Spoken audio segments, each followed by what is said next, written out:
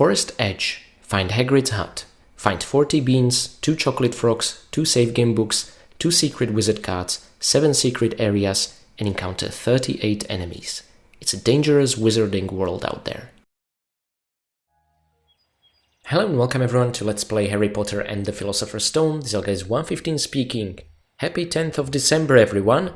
We finally made it to a 2-digit number. Christmas is getting closer, there's no way around it. Whether you love it, whether you hate it, it is approaching at a steady pace. Now, let me welcome you to essentially the level where we are going to travel away from Hogwarts to the furthest point in this entire game. I mean, no other level of this game happens as far away from Hogwarts as this one, and we're going to learn to appreciate just how far Hagrid's hut is, but what I'd like to think is that Harry got lost on his way to Hagrid's hut because he doesn't know the place, and that's why we're going to go through a gauntlet of death and doom and horror, really, is the word. First of all, just like the barrel in Professor Quirrell's Flipendo challenge, we can move these logs to clear path. Just like that. Only 2 of its kind in this entire game. Now, let me introduce you to the first secret. Well, honestly, this is a level which has a different problem than Flipendo challenge did, and that's that I can't think of what could constitute 7 secrets. There are things just in plain sight, yet the developers tell us there are 7 secrets. So this chest over here, I'm gonna consider one such secret. Maybe jump will help? Yes, that helped. And 4 beans are ours. Honestly, I have no idea what else, if not this chest, could be the first secret. Well, perhaps the cave over here, which is the second secret. And it's rather underwhelming, but have no fear. This right here is the third secret. Do you see what I mean? Like, since we are really unclear on what are secret areas or aren't, just labeling them on our own is tricky, and Harry, you're supposed to flipendo it. See? Not open it. That sounds exceedingly painful. Okay, now I want to flipendo every single snail. It's not at all necessary, but it just satisfies my violent urges. Plus, their shells look like they have a flipendo symbol, because they have a spiral, which just makes flipendoing them all the more satisfying. I like these guys way more than the design in the Chamber of Secrets. Well, an ornate chest. You know what this means? 8 beans. Am I right? 279. 287, indeed. So, interestingly enough, just as I promised yesterday, we did not lose any progress by me running out of hard drive disk space.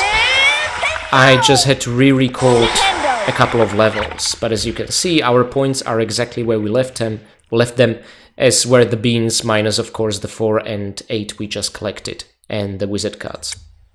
So the adventure continues, we are undaunted by that experience. And now all the way back from the secret cavern, you know what, let's see if we can snipe a couple of those bushes already. Nah, this one's tricky. Ooh, okay, nice. Again, casting and jumping. Such an excellent degree of freedom, I just can't get over it. Now, can we snipe you and make it safe back? Ha, nice. Our reward for that, which, I mean, potentially this can constitute a secret as well, we'll never know, is this chest, but I decided I am not counting this as a secret. As always, I'm gonna leave timestamps in the video description, so that in case you are watching this just for the secrets, you'll know where they are. I mean, you'll have my best guess where they are. We'll never know for sure, with the poor secret implementation. Oh look, we can see across the borders. Oh, no time to lower our guard. There are doxies. There's a third one over there. Okay, and when it disappears off screen, I'll use the save. So I think this wooden log is the first of its kind. We are gonna see, I think, 4 during the entirety of the game. Incredibly satisfying to bring them down with a simple first-year spell and hearing the massive thud. There we go, and again. Now this is interesting. I can show you the way to the 4th secret, or I can show you the wrong way. I kind of want to do both just because I like the added challenge of not falling and dying. And this way you can continue. Now if you want the secret, you were supposed to go left, but you can still make amends by jumping back. Honestly, with this amazing control scheme, I'm looking for any excuse to jump around the place. That's what's happening. Anywho, now I'm showing you the left path, essentially, so there we go. We covered every single scenario, which is simply awesome. Mind you, mid-jump, you can still use the directional keys, or W and S, to go a bit forward or backward. You can tilt Harry forward and backward. This is incredibly useful to have additional degree of control over where we land. Okay, and we reveal a Flipendo switch. Somehow there's a mechanism in this rock.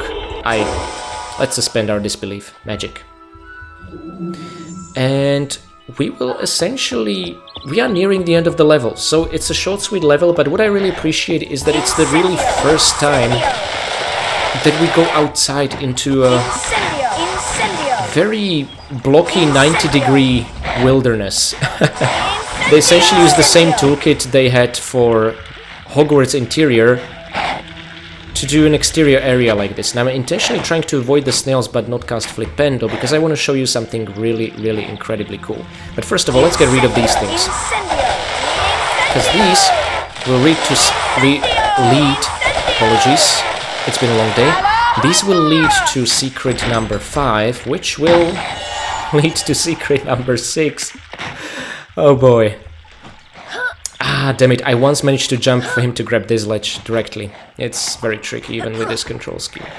Okay, by the way, invisible barriers. See?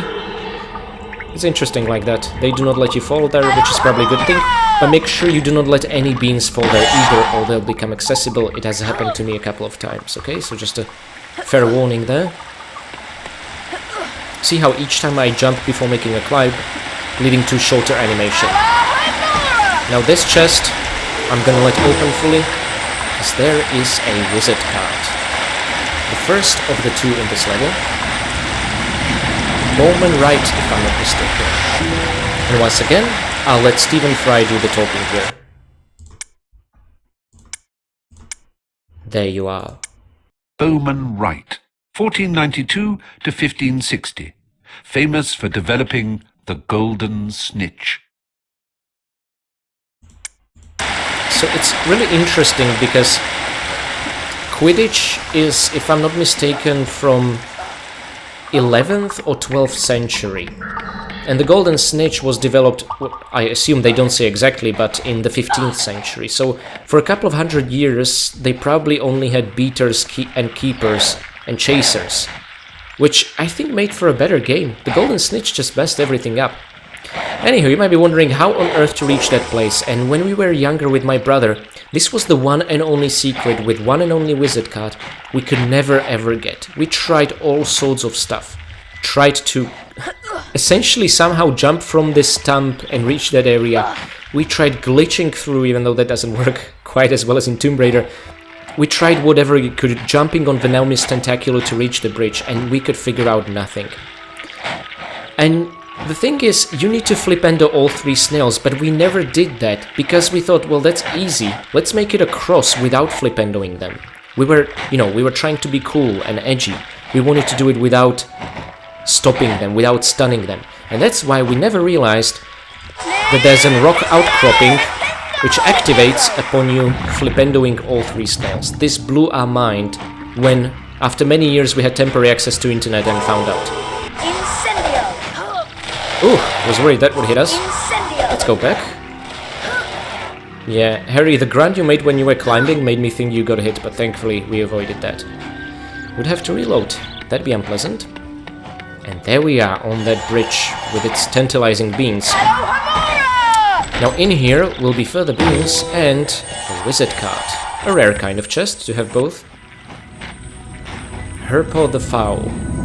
First known, I'm not sure if I should say inventor of Basilisk. I mean, do you invent creatures in a sense? But Herpo appears all the way at the very end in the last page. First known, creator, not inventor of Basilisk, right? So he's holding a snake and his eyes look... well, this was before times of Salazar Slytherin. Those were medieval, this is ancient Greek, right? So Basilisk is an older creature, but I can't blame Slytherin for taking liking to them. And yes, so it seems basilisks are artificially created. You guys will correct me in the comments, but somehow by a giant toad sitting on top of chicken's egg or something weird like that. Has actually nothing to do with snakes, surprisingly. Anywho, that's it for this level. Now Harry will run across that gate to say hello to Hagrid. Oh, he already does. So before that, let's check our stats. We have 314 beans, 13 out of 25 wizard cards, and still we are at 280 points, with Slytherin being in the lead. You know, I should probably stop saying this, because I'll be saying this all the way until the very final episode. Okay, so hopefully guys you've enjoyed this sort of exterior naturalistic episode. And the one after this is essentially going to be an extension, and it's going to be absolutely huge and epic. I think it's going to be the longest level in this game, so you do have a lot to look forward to tomorrow. Until then, have a lovely December.